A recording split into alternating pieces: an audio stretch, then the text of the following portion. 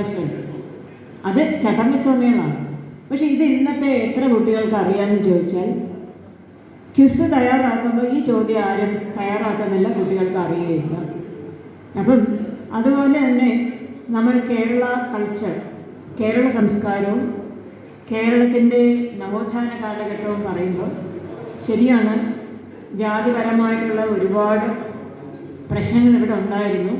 സാമൂഹികമായ പശ്ചാത്തലത്തിലുള്ള മാറ്റങ്ങൾ വരുത്തേണ്ടിയുണ്ടായിരുന്നു. അപ്പോൾ സാമൂഹികമായിട്ടും അല്ലെങ്കിൽ സോഷ്യോ പൊളിറ്റിക്കോ എക്കണോമിക് ഈ രീതിയിലുള്ള ഒരുപാട് പരിവർത്തനങ്ങൾ വന്നതായിട്ട് അക്കാഡമിക് കമ്മ്യൂണിറ്റി മുഴുവൻ അത് ഉദ്ഘോഷിക്കുകയാണ്, അത് പറഞ്ഞു കൊടുക്കുകയാണ്. പക്ഷെ ഇതിന് അടിത്തറ പകരുന്ന ഒരു കാര്യമുണ്ട്. അത് ഈ പറയുന്നത് പോലെ വേദാന്തമാണ്, അല്ലെങ്കിൽ പ്രാക്ടിക്കൽ വേദാന്തമാണ്. അതിന് ഏറ്റവും കോൺട്രിബ്യൂഷൻ നൽകി അതിലൂടെയുള്ള ആ സാംസ്കാരികമായിട്ടുള്ള താത്വികപരമായിട്ടുള്ള ഒരു വളരെ ആഴത്തിലുള്ള അതിലധിഷ്ഠിതമായിട്ടുള്ള ഒരു പരിവർത്തനം, സാമൂഹികമായിട്ടുള്ള ഒരു പരിവർത്തനം, അത് മാത്രമേ എന്നും നിലനിൽക്കുള്ളൂ. അല്ലാതെ ഉള്ളത് വെറും പുറമേ ഉള്ളതാണ്. പുറമേ കുടം കമത്തി വെള്ളം ഒഴിക്കുന്ന പോലെയാണ്, അത് ഒഴിക്കും. പക്ഷെ സ്വാമികൾ നൽകിയത് അങ്ങനല്ല, അത്രയ്ക്ക് ആഴത്തിലുള്ളതാണ് ആ സന്ദേശം. അത് പലപ്പോഴും വേണ്ടുന്ന രീതിയിൽ പ്രാധാന്യം കൊടുക്കുന്നില്ല. ഇത് പക്ഷേ നമ്മൾ പലപ്പോഴും വളരെ എഫേർട്ട് എടുക്കേണ്ടി വരുന്നു ഇത്തരത്തിലുള്ള പാഠ്യപദ്ധതികളൊക്കെ തയ്യാറാക്കുമ്പോൾ.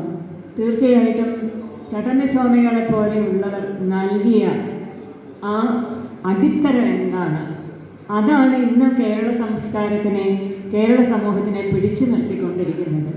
അപ്പം കാരണം സ്വാമിജിയെ ഞാൻ സാധാരണ ഒരു ഫിലോസഫർ എന്നുള്ള രീതിയിലല്ല കാണാൻ. ഒരു ഫിലോസഫർ എന്ന് പറയുമ്പോൾ താത്വിക ചിന്തയിൽ നിൽക്കുന്ന ഒരാൾക്ക്, വളരെ റാഷണലായിട്ടുള്ള യുക്തിയുക്തപരമായി ചിന്തിക്കുന്ന ഒരു വ്യക്തിയായിരിക്കാം. സ്വാമിജിക്ക് യുക്തിയുക്തപരമായ ഒരു ചിന്തയുണ്ട്. പക്ഷെ നമ്മുടെ ഭാരതീയ സംസ്കാരം അല്ലെങ്കിൽ ഭാരതീയ തത്വചിന്ത എന്ന് പറയുന്നത് കേവലം യുക്തി കൊണ്ട് മാത്രം അല്ലെങ്കിൽ വെറുതെ പുസ്തകങ്ങൾ പഠിച്ചതുകൊണ്ട് മാത്രം കിട്ടുന്നതല്ല. ദർശനമാണ് ഭാരതീയ തത്വചിന്ത. ആ ദർശനം എന്ന് പറയുമ്പോൾ അവിടെ നേരിട്ടുള്ള അനുഭൂതിയാണ്. ആ നേരിട്ടുള്ള അനുഭൂതി സ്വാമിയെ പോലെ ബ്രഹ്മജ്ഞാനികളായിട്ടുള്ളവർക്ക് മാത്രം കിട്ടുന്നതാണ്. അപ്പം അവിടെ ആ ബ്രഹ്മജ്ഞാനം കിട്ടിയ അറിവാണ് അദ്ദേഹത്തിന് ഉണ്ടായിട്ടുള്ളത്. അദ്ദേഹം തൻ്റെ കൃതികളിലൂടെ പറയാനും അല്ലെങ്കിൽ എഴുതുവാനും അദ്ദേഹത്തിന് സാധിച്ചത്. അപ്പം അവിടെ അതുകൊണ്ട് തന്നെയാണ് ഋഷി എന്ന വാക്ക് സ്വാമികൾക്ക് ഏറ്റവും കൂടുതൽ അന്വർത്ഥമാകുന്നത്. കാരണം ആരാണ് ഋഷി? മന്ത്രദ്രഷ്ടാക്കളാണ് ഋഷി.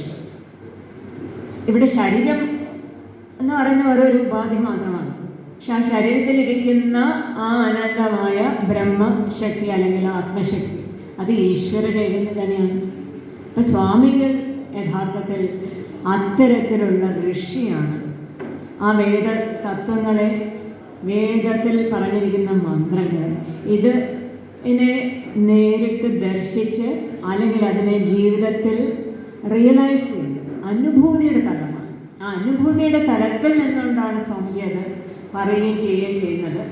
അതുകൊണ്ടാണ് ശരിക്കും പറഞ്ഞാൽ സ്വാമിജിയുടെ എല്ലാ പ്രവർത്തനങ്ങളും, ഇപ്പം ശ്രീനാരായണ സ്വാമികൾ തന്നെ പറയുന്നുണ്ട്, സത്യമായ ജ്ഞാനം സിദ്ധമായാൽ പിന്നെ സമഷ്ടി വന്ന് പുണർന്നുകൊണ്ട് അപ്പോൾ ജീവനുള്ളവയെല്ലാം ഒരുപോലെ തോന്നുകയുള്ളൂ.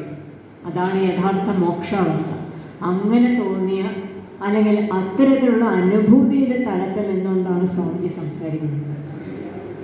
അപ്പം അങ്ങനെയുള്ള അനുഭൂതിയുള്ള സ്വാമി തീർച്ചയായിട്ടും ഭഗവത്ഗീതയിൽ പറയുന്ന പോലെ തന്നെ ജ്ഞാനവിജ്ഞാനതൃപ്താത്മാ കൂടസ്ഥോ വിജിതേന്ദ്രിയ യുക്തയുക്തിച്ഛതേ യോഗി സമലോഷ്ടാശ്മകാഞ്ചന.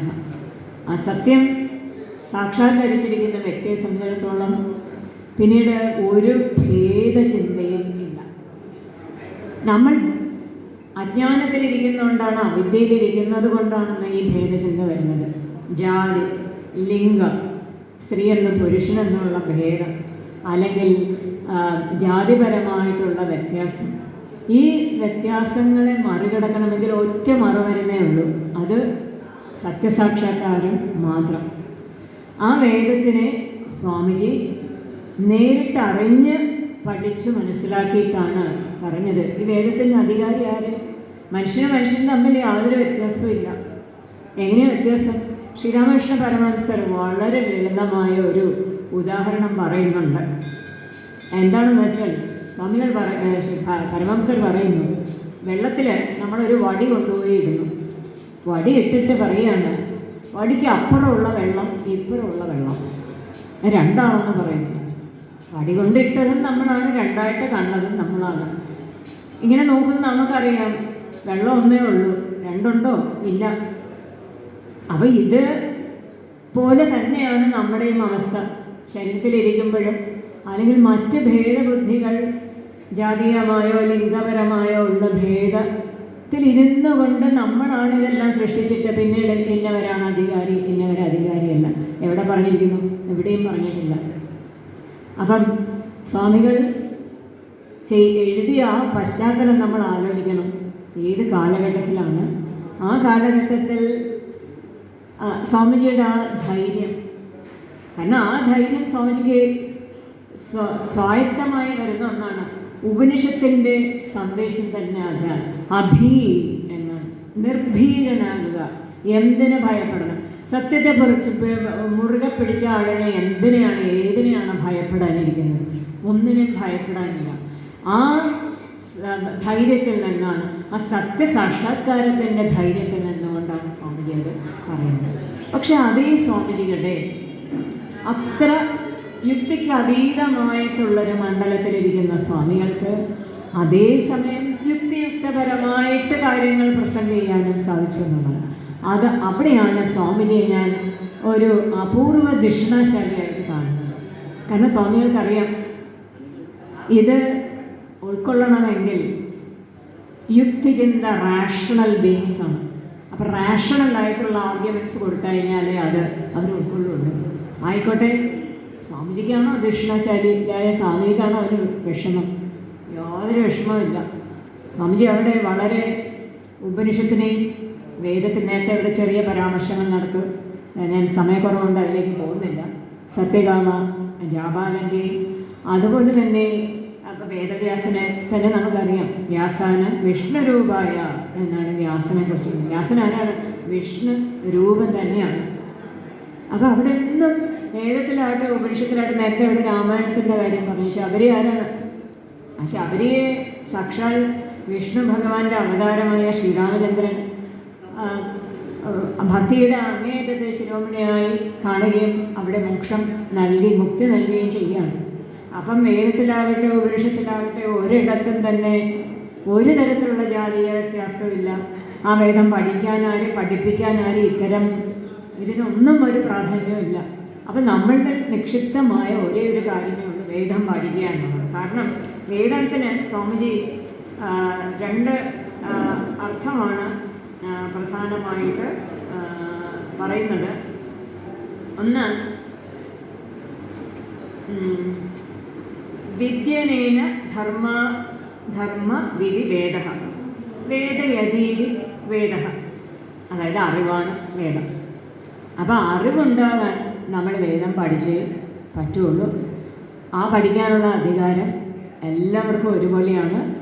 സ്ത്രീകൾക്കും അധികാരം ഉണ്ട്. സ്വാമിജി ഗാർഗിയുടെയും മറ്റും ഉദാഹരണം ഉപനിഷത്തിൽ നിന്ന് എടുത്തുകൊണ്ട് തന്നെ ഇവിടെ ഭംഗിയായിട്ട് അത് പറയുന്നുണ്ട്.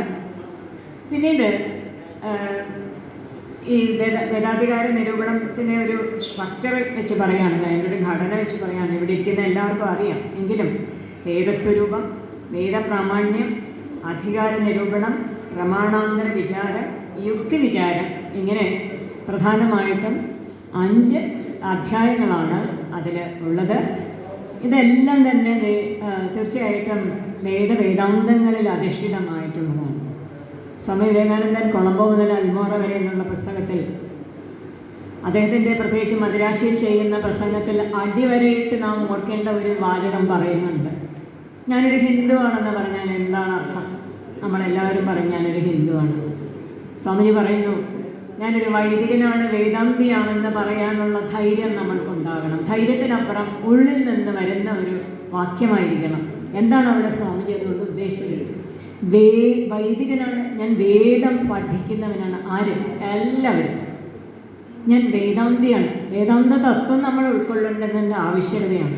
കാരണം ഇത് മാത്രമേ ഞാൻ തുടക്കത്തിൽ പറഞ്ഞതുപോലെ കാലിൽ ഇരിക്കുന്ന മണ്ണൊലിച്ചു പോകാതെ നമ്മളെ രക്ഷിക്കുകയുള്ളൂ. ഈ കാര്യത്തിൽ മറ്റാർക്കും നമ്മളെ സഹായിക്കാൻ സാധിക്കുന്നില്ല. ഭഗവത്ഗീതയിലെ ശ്ലോകം ഉദ്ധരിച്ചുകൊണ്ട് ഞാനിവിടെ നിർത്താം.